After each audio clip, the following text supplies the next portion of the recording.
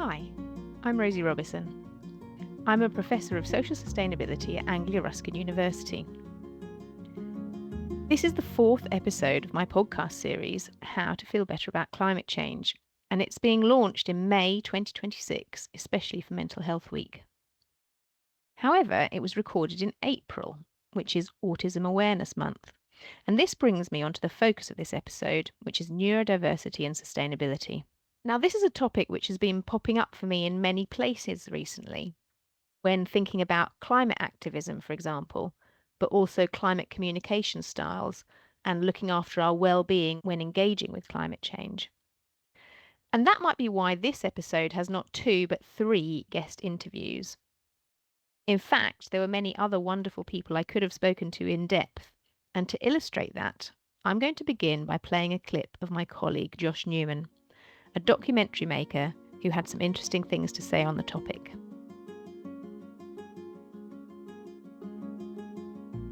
The first time I considered activism and neurodivergence, I think was when I was doing my history A level. And my history teacher suggested that all of these people we were studying, Martin Luther, Ignatius Loyola, they must have been autistic, he said, for them to have acted in the way they did. So creating a whole new manifesto, stapling it to a church door, really thinking outside of society and seeing a whole different way for society. You could only really do that with the sort of separateness that a condition like autism allows you and enables. So it wasn't really a surprise to me when it seemed that so many of the leaders of the sustainability movement or key figures appeared to have autism, ADHD, or other neurodivergent traits. I think that to really be able to swim outside the tide, to not just go along with society thinking, well, seems a bit crazy, but everyone else seems to think this is okay, to really have that stubbornness, that single-minded focus, the sort of special interest that ADHD and autism in particular enable, that really requires that sort of focus in order to really push forward as an activist. And I think it's not a surprise, therefore, that most of the people that I know who've been arrested and arrested over and over again, have some sort of neurodivergence, either diagnosed themselves or very closely in their family. We're going to return to this question around civil disobedience later in the episode, so do keep listening. But I wanted to start by exploring how neurodivergence may play a role in how individuals engage with sustainability education. And for this, I turned to my colleague, the interdisciplinary sustainability scholar, Dr. Philippa Calver. So, one of the reasons I was really keen to invite you onto this episode, Pip, is because you have got a lot of experience in university level education. You've taught on lots of different sustainability relevant courses and modules, you've designed them, and I know it's something that you're quite passionate about, supporting students to fulfill their potential in this area, looking around sustainability leadership, for example. And I wondered if you could give a few reflections on whether you think that neurodiverse individuals may be particularly attracted to courses on sustainability. I have observed that, and if you look at cohorts of our master's course particularly, we have much higher proportions of neurodiverse students than across the average across the institution, and I have found that within the other master's level courses particularly as well. And I think the reason that this is the case, that particularly neurodiverse people may be really interested, is what we try and teach in these courses is the lens of systems thinking.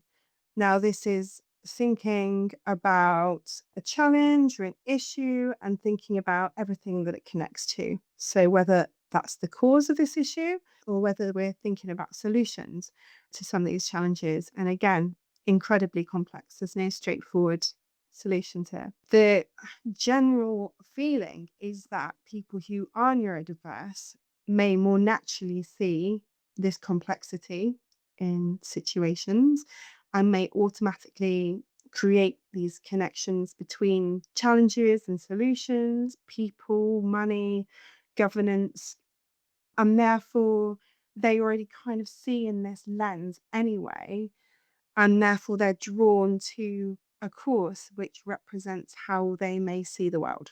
And we often find people coming to the course, meeting others, and finally finding people that they see as their cohort or people who see in a similar way as them.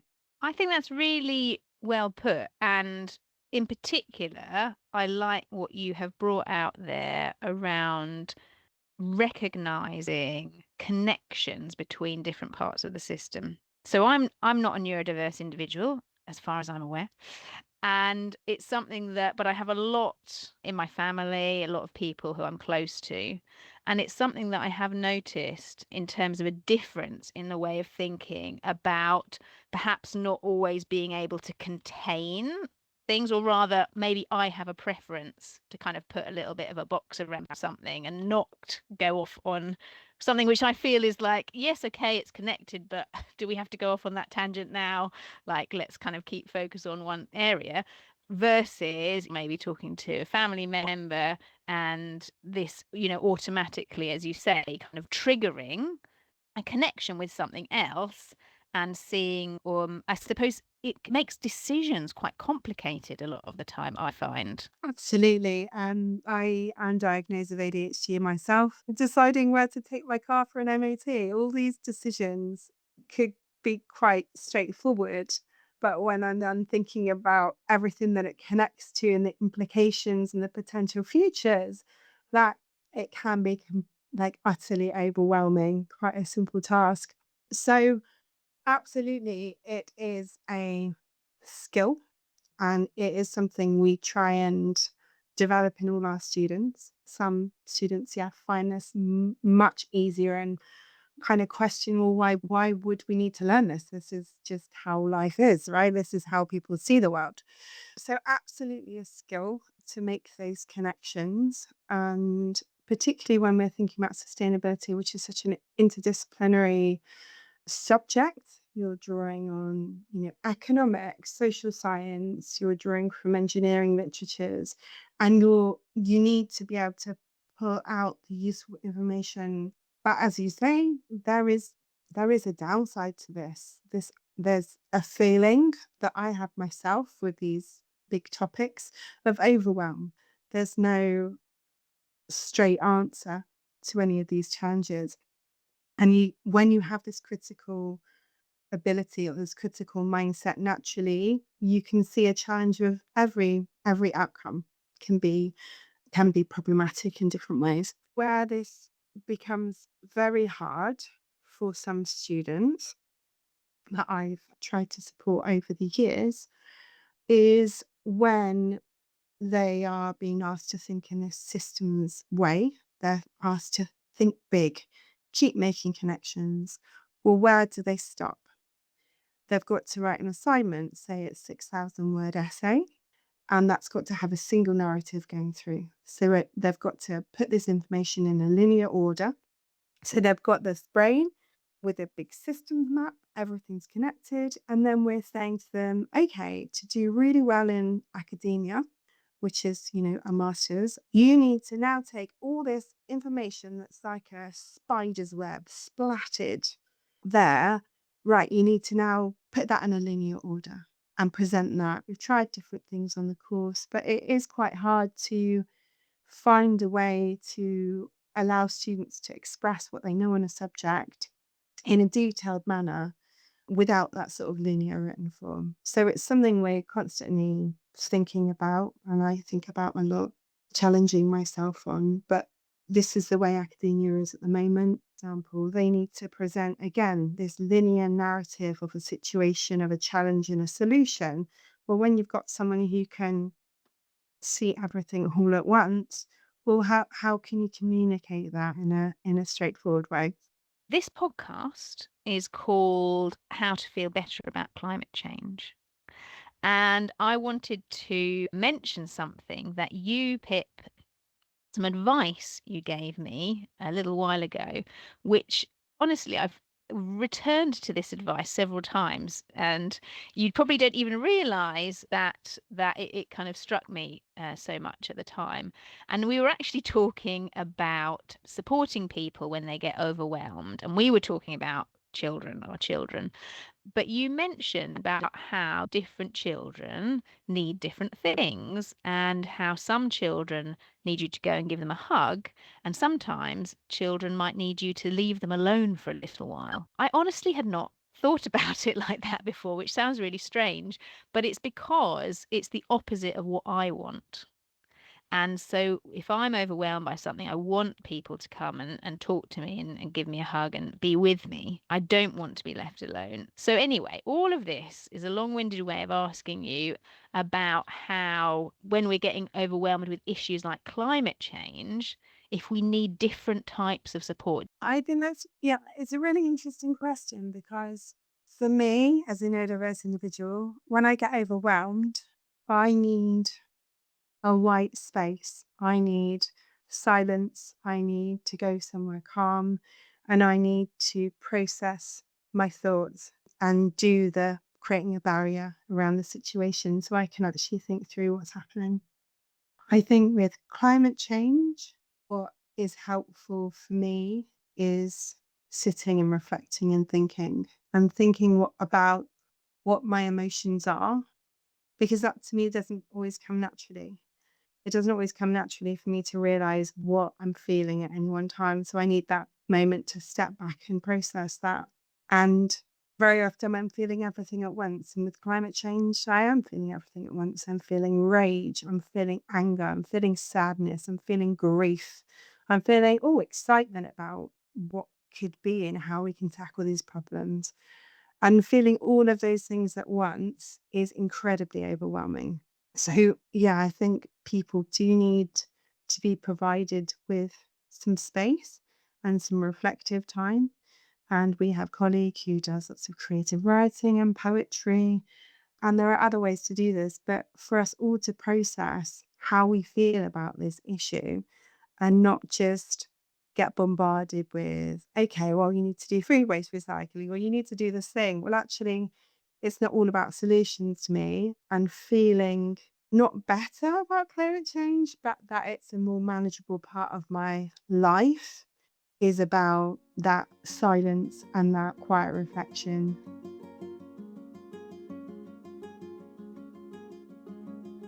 Pip had certainly given me food for thought, particularly around systems thinking. I wanted to hear how this might be echoed in our students' perspectives, and I was delighted to have the opportunity to invite Abigail Blake, a multi-talented alumnus of our MSc Sustainability course, onto the podcast. Abby has an impressively wide-ranging CV, from the music industry to local government.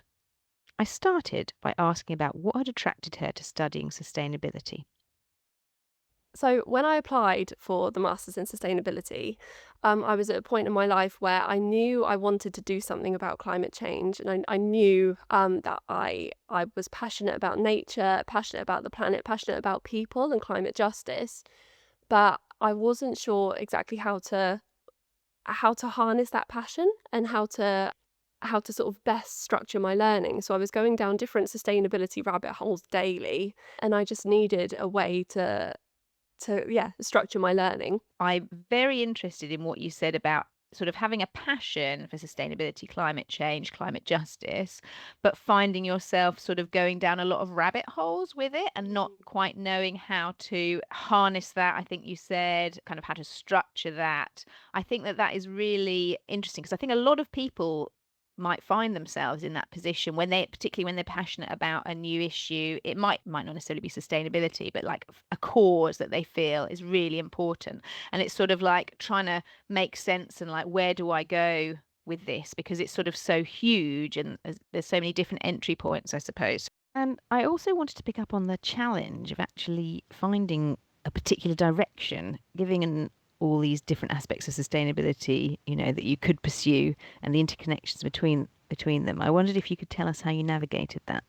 So I feel like This question deserves me to give a little bit of context as to what my life looked like before the masters. When I was working in music, towards the end of my sort of 10 years of working in music, I had really gravitated towards the roles that were more people focused. So I started to sort of realize that actually I enjoyed being around people. I was interested in people. I enjoyed looking after people and making people feel better. So I ended up doing a lot of work in artist liaison, and I ended up doing a lot of work as a show rep, which is basically when touring artists came to my city, I'd be called upon to look after them. I've met some cool people doing that. And so when lockdown happened and sort of put the music career to the side, I applied for the Masters in Sustainability. I wasn't sure exactly what I was going to be at the end of the Masters, but you'll see in my assignments they went across loads of different things. I was clearly trying to figure out what area of sustainability was I going to dedicate sort of my career and my studies to. And it wasn't until I went to the Eden Project that I realised actually my perception of climate change was very much sort of created by the media. It was very sort of fear-based. A lot of communication about climate change in the media was very scaremongering. I had a lot of eco-anxiety, and I think actually a part of how I ended up doing the Masters was because I just needed to put some of my eco-anxieties to bed. I figured if I learnt about it, if I understood it, then maybe it would settle better in my brain and maybe I could dedicate my career towards it. And the reason that I mention sort of the music industry part and the working with people is because what I learned about myself is on the Masters is when I went to Eden, the concept of the future, I was very familiar with it sort of being something scary that we all need to work together to prevent, in terms of climate change. But the Eden Project communicated the future as something like positive that we could create together. It was innately sort of warming and optimistic. So that's when I realized actually I've always been good with people, good at talking to people. When I was a songwriter in music, I was good at sort of telling stories and making people feel things. I wanted to take that piece of Eden away into my career. So I have dedicated my career post the Masters to communicating climate change in a way that's innately positive, and it makes people feel more optimistic about the future. Let's talk a little bit about communication styles. So, as you've mentioned, this is very much the area you've moved into. And as you know, this episode, I've got a bit of a focus on neurodiversity and sustainability, something that I'm really interested in and have been thinking quite a lot about, but I'm also quite a novice in this area myself. So I'm just kind of interested in exploring. And something that I've been reflecting on recently is how some of the problems that we might have around communication and climate change may also be linked to people's very different preferences around communication styles and people wanting to receive information in different ways and also interpreting information in different ways. Something that for one person is, well, that's a statement of fact. For another person is highly emotive and you're kind of, judgmental, and we react very differently. In terms of myself, I have dyslexia and dyscalculia and possibly another neurodiverse diagnosis there yet to be diagnosed. I just think it's very important to remember, without a doubt, that everyone is different. Therefore, everyone's emotional responses to the climate crisis are okay. I think we've got this sort of narrative at the moment which vilifies sort of certain emotional responses to climate change, when I think actually if you think about it deeply and on a human level, it's absolutely okay. So, when it comes to eco-anxiety, you've got people that feel deep sadness or grief. So when I've completed a project with you, Rosie, where I interviewed people about their eco-anxieties. And I spoke to a young woman in her early 20s who expressed that her eco-anxiety manifested itself as grief because she had decided she never wanted to have a child because she was, fearful of the future, and she was grieving for a child that she's never going to have. And it's terrible, but that's her that's her personal response. Whereas I spoke to people that experience deep anger about the climate crisis and anger towards big corporations and governments. And that's equally justified. I think it's important to meet people where they are and understand that everyone is different. And what people do with those emotions is obviously going to be different. So, for instance, people that are experiencing sadness through their eco-anxiety, they will want to sort of, or should be, talking to people about it. Sadness wants to be sort of comforted by speaking to a friend, speaking to family, and just offloading and not holding it in. But people that experience anger or eco-anger as a result of their eco-anxiety, studies show that nothing comforts angry people more than other angry people. So you've got the likes of like the Just Stop Oil protests, which again have been sort of hugely vilified in the media. But I understand how they've got to that point, because these are very eco-anxious people. They want to do something about it. They want to do something with their eco-anger. For them, protests are incredibly cathartic. It's just as helpful for people experiencing eco-anger to go out and protest as it is for someone who's deeply sad and concerned for the future to have a deep conversation with a friend or family member.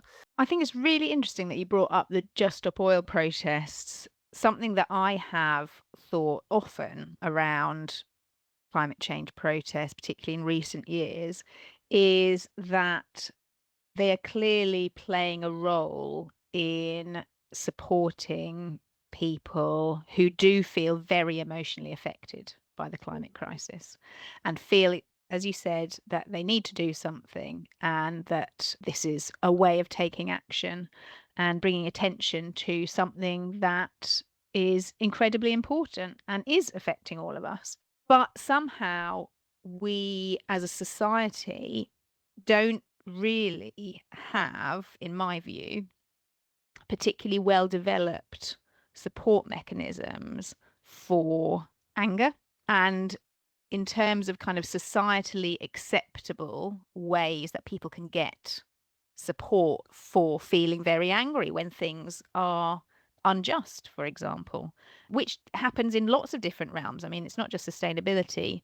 I'm currently experiencing a lot of the challenges that many families of children with SEND have experienced for years around trying to advocate for their children. In this case, it's my younger brother, and the huge injustices that there are in these systems. And anger is a very legitimate response, as you say, to unjust systems. But as a society, perhaps as a British society, culturally, emotions are more or less acceptable in different cultures. But certainly it's something that I do reflect on, that where are the legitimate channels for expressing anger? I'm recording this podcast episode for Mental Health Week, and I wanted to think about how some of these differences, different reactions that people may have, and that could be to do with neurodiversity traits, but also other differences, might affect the support that we need. We've talked a little bit about that, but I wondered if you would like to share anything about your own personal experience of what you have found supportive of your mental health in facing up to climate change. I think the biggest thing for me was finding a community of like-minded people. Again, just my course mates from the Masters in Sustainability. We're a very close group.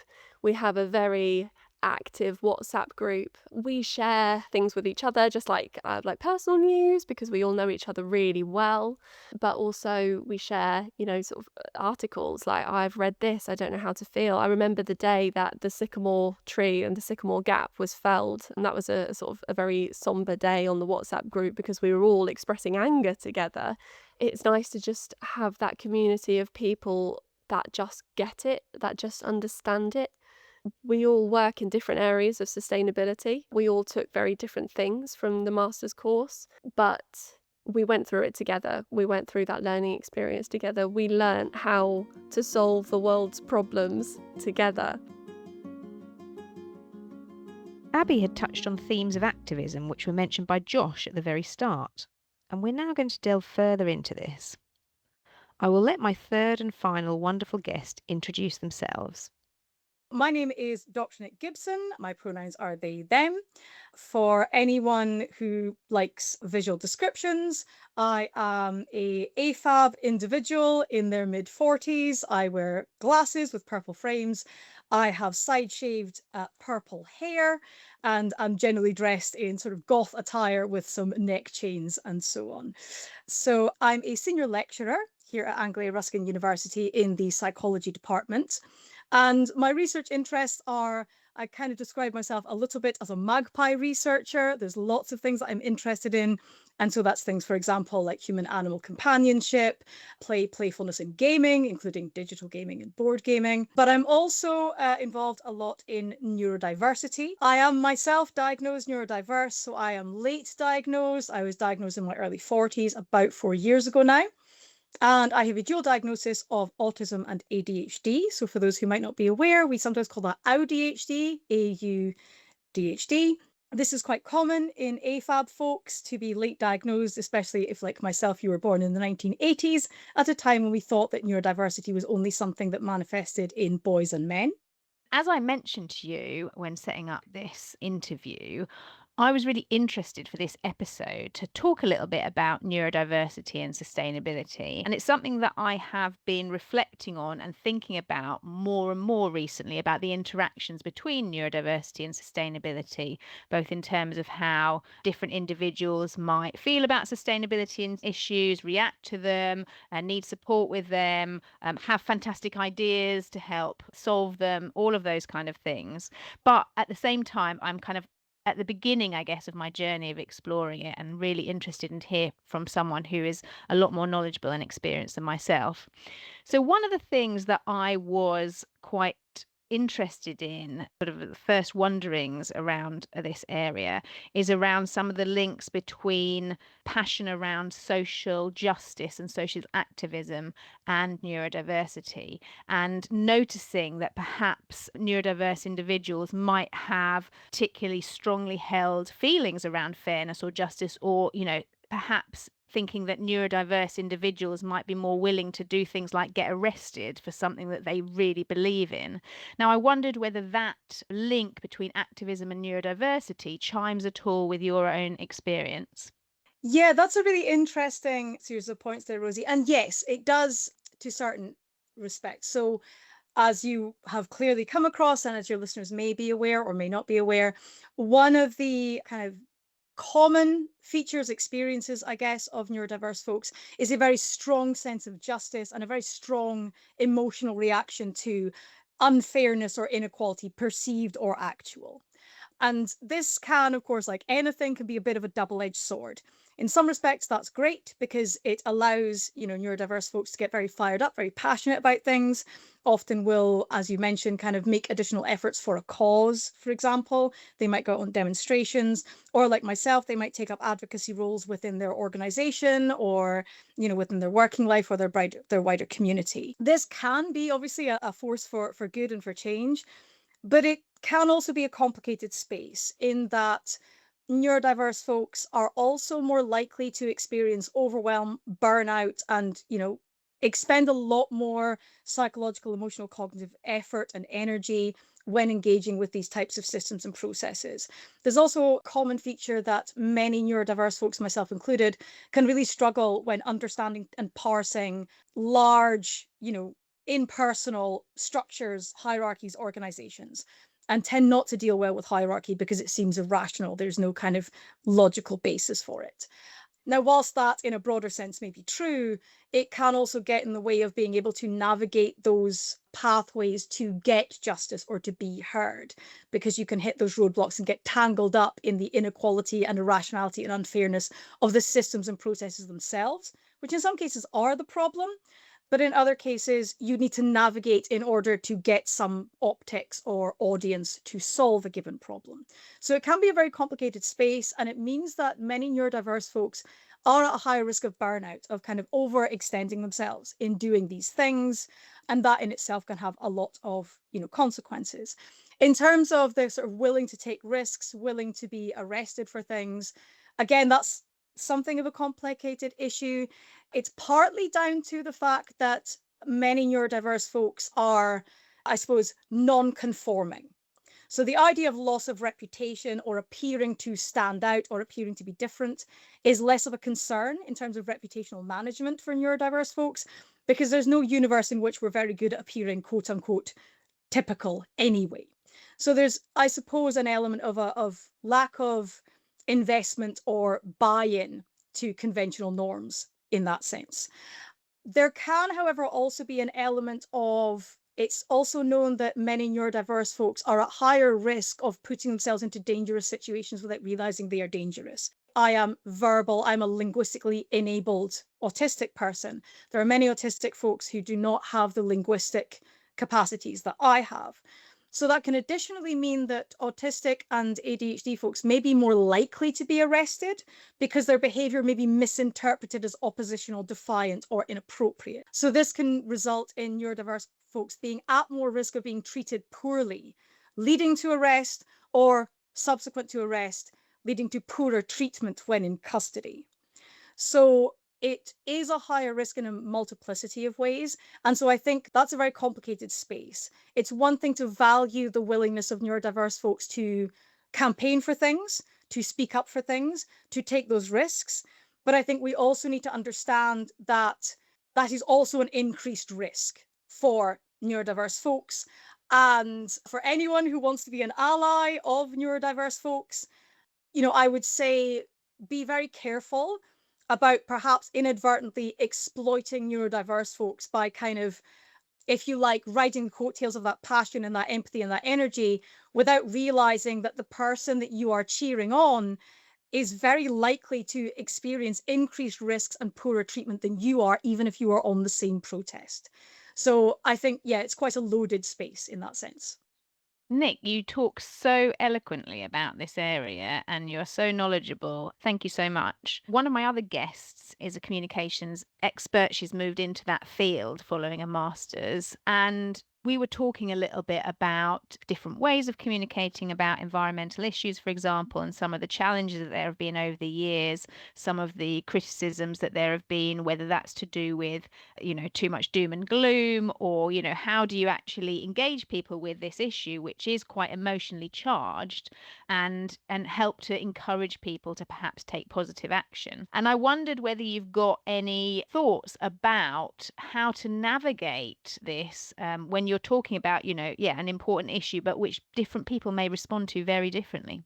Yeah, and I think that's a really important point. I mean, I think, there's the issues that you've kind of touched on, and clearly other contributors have mentioned that even within, I suppose, a neurotypical population, there is an element of, if we risk by overemphasizing the negative consequences or the direness of a situation, that we kind of encourage people to just shut down. It's too much, it's overwhelming, we feel powerless, and so we just disconnect completely. But I think the interesting thing about sort of neurodiversity is, as you've mentioned, it kind of intersects with this sense of justice and fairness. That if there is something that, again, neurodiversity is kind of characterized by these very passionate, very deep interests. There's also, your listeners may be aware of some of the recent work by Joe Harkness, who released a sort of a BBC Wildlife Best book of last year called Neurodivergent by Nature. And it's talking about one of these other features where neurodiverse folks are much more likely to be very connected to nature, to feel very connected to animals, and for those things to be incredibly important to them. I would also say, think about when we look at people giving messages, like recently there was some messaging around, stop feeding your garden birds entirely. Just stop doing it. And I dug into this because, of course, I did. And the rationale appears to be there's a virus that is being spread by certain finches to other birds. But the problem is that for many people, connecting with nature and seeing birds, on the one hand, is very good for their mental health, but also we understand that ambassador animals engaging with nature helps people to understand the value of nature and helps them to engage in more environmentally proactive actions and voting and so on.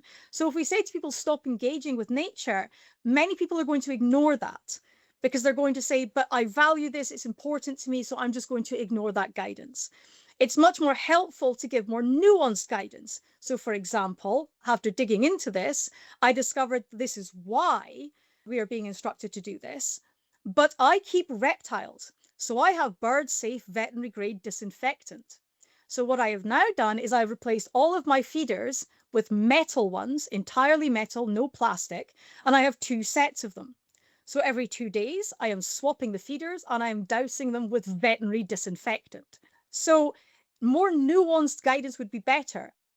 Thank you. I find it absolutely fascinating, some of the examples you gave there around needing or wanting more nuanced guidance over things, because it really made me think about the push there is, particularly in online spaces, for shorter and shorter messaging and really stripping out nuance and explanation, because it's like the attention economy, you've only got people for a few seconds. We want depth, we want nuance, we want context, we want complexity, but we want the bandwidth and the space to do it. And that's often why you will get much more interesting, innovative solutions to complex, non-linear problems from neurodiverse folk.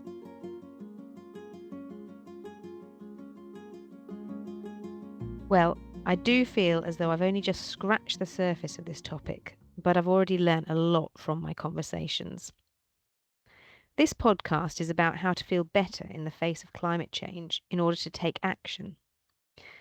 Pip told me how she needs space as well as connection. Abby talked of companionship, including the need to feel angry together sometimes. And Nick gave me insights into the vulnerabilities of those who may choose to put themselves on the front line of activism, as well as the desire to dive deeply into topics. I'm going to give almost the final word to my colleague, Emma Linford, a passionate activist herself, for example on the Right to Roam campaign, as she gives us a reflective note to end on. Seeing neurodiversity only within a narrative of disablement is limiting and reductive. I believe we, as those who are working with sustainable and regenerative futures, could be pivotal in influencing a culture change by seeing difference or diversity as normal, like any other flourishing ecosystem. If you want to read more about emotions, climate, and positive action, feel free to have a look at my website, www.begreenchange.com. And you might want to check out the previous episodes of this podcast too. You're also very welcome to get in touch with me, maybe to give me your own thoughts on this episode's topic. Just Google Rosie Robison and you can find me. Bye for now.